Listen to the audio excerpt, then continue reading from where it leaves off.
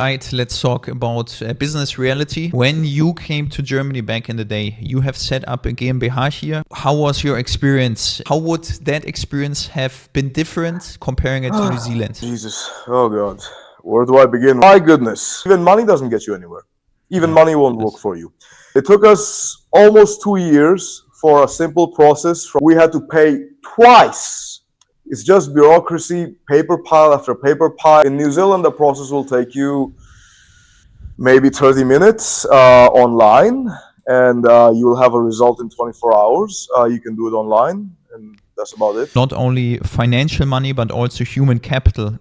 You cannot, as an economy, expect to be somehow competitive. Just the structure, the setup of the company. You so long time. And their eyes started opening, like, wow, why is it this long? And then I showed them, hey, look, if you want to open something in New Zealand, it goes like this.